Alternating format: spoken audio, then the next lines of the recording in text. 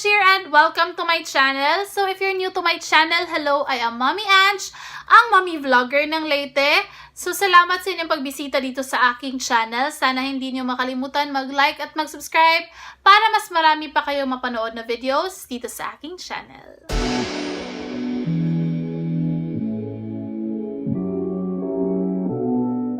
So in this video mga beshies, gagawa natin ng review. Itong mga makeup brushes from Mama Ann, yung AnneClutz brushes. The ultimate beginner brush set ni Mama Ann. So itong Blend Now, Aura Later by AnneClutz. So ayan, ito yung pouch na kasama. So kung napanood nyo na yung aking unboxing dito sa mga AnneClutz brushes, so alam nyo na kung para saan itong mga brushes na to. So kung hindi nyo pa napapanood yung aking unboxing dito sa AnneClutz brushes, I will put the link in the description box below or ilalagay ko na lang siya sa cards. So ayan, ilalagay ko na lang siya dyan somewhere para makita nyo yung unboxing at malaman nyo kung para saan itong mga brushes na to. So simulan na natin yung ating review dito sa mga AnneClutz brushes, the ultimate beginner brush set. So nakapag-skincare na ako mga beshies, no? So nakapaglagay na ako ng moisturizer. So proceed na tayo dito sa ating foundation. So yung foundation na gagamitin ko for today is itong EB Pro Flawless Finish Foundation. Ayan siya.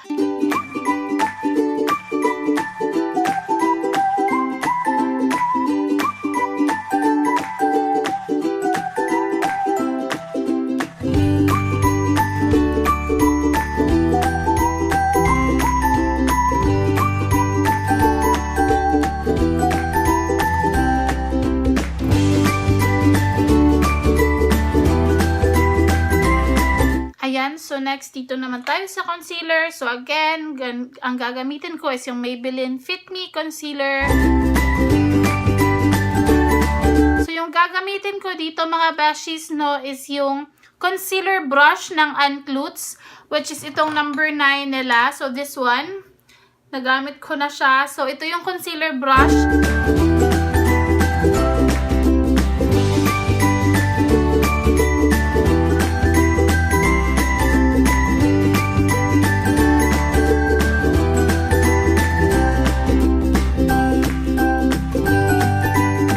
So far, okay lang naman. Wala siyang iniwan ng mga lines dyan. Ayan, so isa-set natin yung ating under eyes. Using this, mag-baking tayo Maybelline Fit Me na matte poreless na powder. So ito yung gagamitin natin pang baking mga beshies.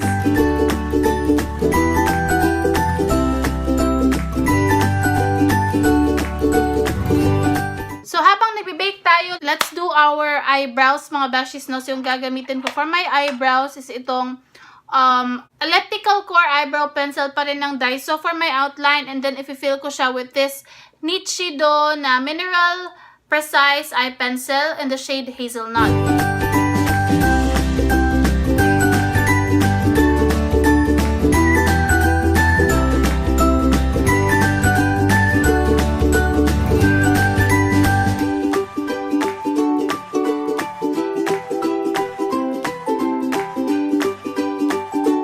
Ayan, so tapos na tayong i-outline yung ating kilay. Gagamitin ko itong small angled brush ng AnneClutz brushes.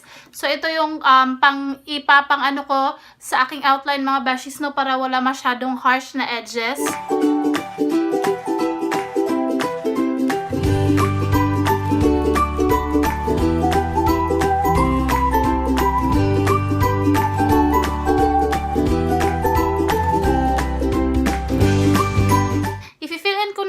Brows using this Nichido na Mineral Eye Pencil in the shade HazelNut. So, ayan.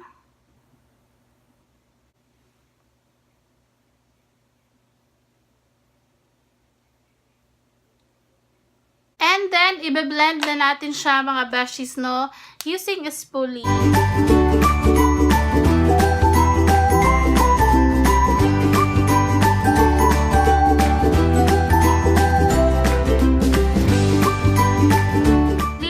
Natin siya yung ating kilay using a concealer. Kuha lang tayo ng konting product. Ayan, konting product lang. And then, balik tayo dito sa concealer brush ng AnneClutz brushes. So, ito yung gagamitin natin.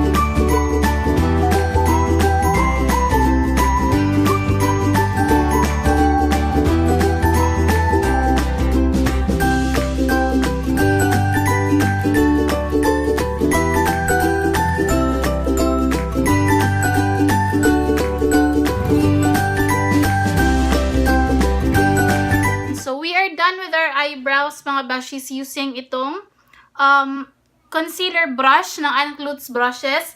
Malaki siya mga besties ha, compared dun sa aking usual na panglinis ng aking kilay. Pero madali lang din pala naman siyang gamitin. Mas madali pa nga siyang gamitin kasi malaki siya. Blend na natin itong ating binake na powder using this powder brush ng AnneClutz brushes. So ginamit ko na to and sobrang ganda.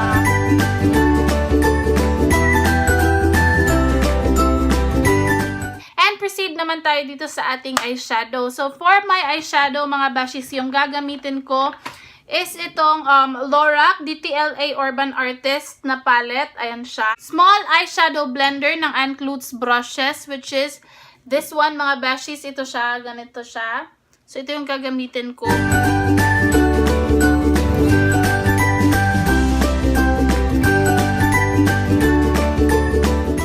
Muna tayo nitong big blending brush ng AnneClutz brushes, which is this one. Ayan. So, i-blend natin siya.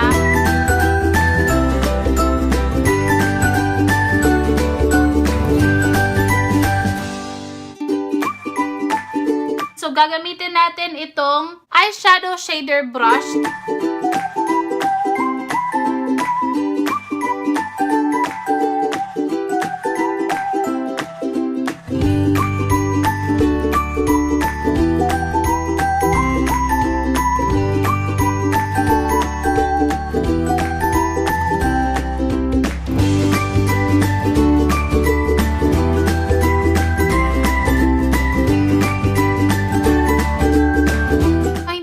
Natin tatapusin yung aking eyelashes kasi meron akong i-review na ibang product na isasabay ko dito sa video na to. So, proceed na muna tayo dito sa aking cheeks, mga besties, no? So, for my cheeks, gagamitin ko itong si Careline na Oil Control Blush in the shade Peach Glow. So, we are going to use this blush brush ng AnneClutz brushes. So, ayan.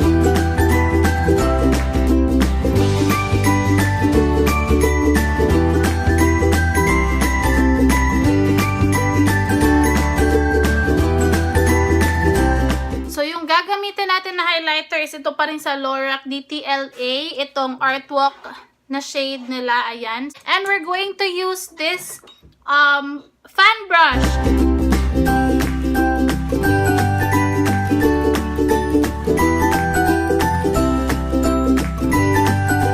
Ayan. So, tapos na tayo mag-highlight, mga besties. Now, proceed na tayo dito sa ating lips. For my lips, I'm gonna use this Fluffmatte in Nudist. Ayan, so, ito yung shade na gagamitin natin for this look.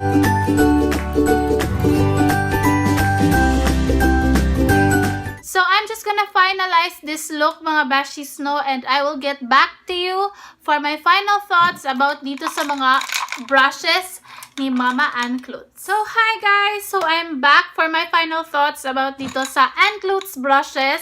So, wala naman ako masyadong masabi na parang mga pro na kind of type na opinion. Kasi nga, baguhan pa lang na din naman ako. Pero, ang masasabi ko lang talaga na compared sa aking mga brushes dito ng mga mumurahin, no? So, iba yung AnneClutz brushes. Kasi parang parang yung sakto, yung haba nila, yung kanilang size is parang perfect talaga siya perfect siya sa kamay ng mga nagme-makeup or mas madali siyang gamitin, parang hindi ka nahihirapan na gamitin sila. And sobrang lambot ng kanilang mga brushes, no? Dito sa set na to, yung paborito ko is yung powder brush at saka yung blending brush na sobrang lambot and sobrang eto perfect lang yung length niya na parang ang dali lang niyang gamitin talaga. Yung perfect talaga siya para sa ating kamay sa pag-apply.